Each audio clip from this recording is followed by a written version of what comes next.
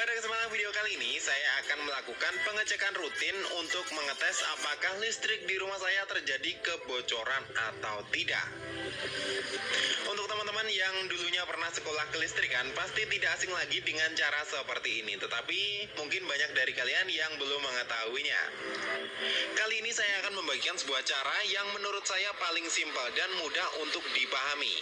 Sebenarnya ada banyak sekali cara ya teman-teman, tetapi saya akan mencontohkannya seperti ini saja. Kali ini saya ambil contoh dari instalasi listrik di rumah saya. Ini adalah listrik prabayar atau listrik token biasa disebutnya. Yang pertama kita pastikan untuk kWh meter ataupun MCB ini menyala. Untuk yang luar menyala, yang bagian dalam ini juga menyala dalam posisi on ya teman-teman. Kemudian kita copot semua peralatan elektronik yang tertancap pada stop kontak. Ini WiFi saya matikan. Kemudian untuk lampu ini juga kita matikan. Kemudian di sini ada kulkas. Ini juga kita cabut saja dari stop kontak. Kemudian di sini ada stop kontak yang memiliki lampu indikator. Ini kita cabut juga karena ini termasuk beban. Ini kita cabut. Kemudian untuk cas, ini ada lampu tidur dan juga cas HP ini kita cabut semua. Intinya yang ada pada stop kontak atau peralatan elektronik yang tertancap itu kita cabut semua ya teman-teman. Jadi di sini setelah kita cabut semua, untuk stop kontaknya masih ada aliran listriknya.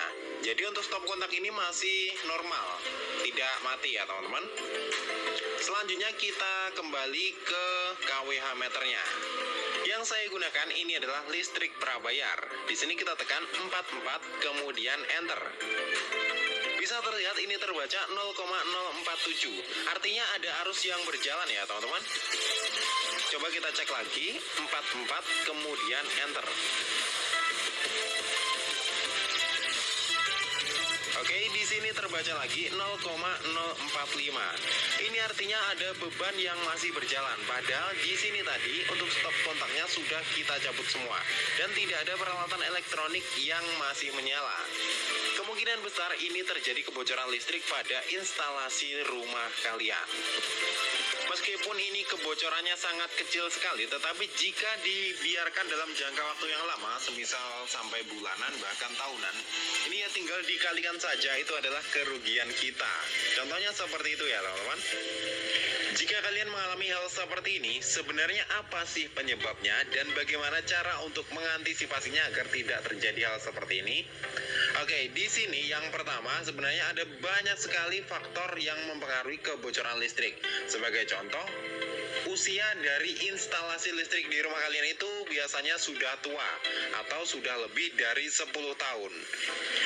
Biasanya untuk sambungan kabelnya itu sudah mulai renggang, dan jika terjadi percikan itu bisa dihitung sebagai arus yang mengalir ataupun beban oleh kWh meternya. Jadi itu bisa semacam kebocoran listrik ya teman-teman. Dan cara mengatasinya jika hal tersebut terjadi itu tinggal kita kencangkan saja untuk sambungan kabelnya.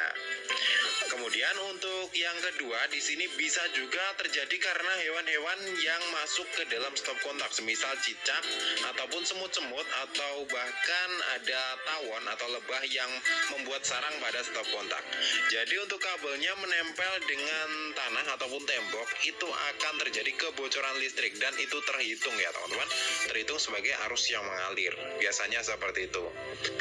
Dan untuk cara mengatasinya, jika kalian memiliki stop kontak yang menempel pada dinding atau tembok, itu tinggal kita buka saja dan kemudian kita bersihkan. Jika ada hewan-hewan yang membuat sarang ataupun hewan-hewan yang mati tersengat listrik dalam stop kontak tersebut, itu tinggal kita bersihkan saja hingga tidak ada kabel yang renggang ataupun kabel yang menempel pada tembok. Contohnya seperti itu.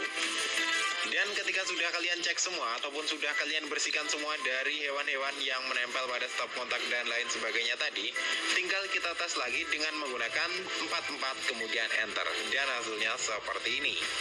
Bisa terlihat ini tadi 0000. Jadi tidak ada beban ataupun arus yang mengalir ya teman-teman. Oke, mantap sekali. Ini adalah contoh ketika kWh meternya normal ataupun tidak terjadi kebocoran pada instalasi listrik di rumah kita. Jadi tidak ada token listrik yang terbuang sia-sia ya teman-teman. Mantap. Jadi intinya jika tidak terjadi kebocoran listrik, nanti ini angkanya akan 0000. Jadi tidak ada arus yang mengalir dan terbaca oleh kWh meternya. Contohnya seperti itu. Oke teman-teman, itu tadi adalah sedikit tips dari banyak sekali cara untuk mengetahui kebocoran listrik di instalasi rumah kita. Semoga bermanfaat. Jika video ini bermanfaat, bantu tekan like dan subscribe. Terima kasih.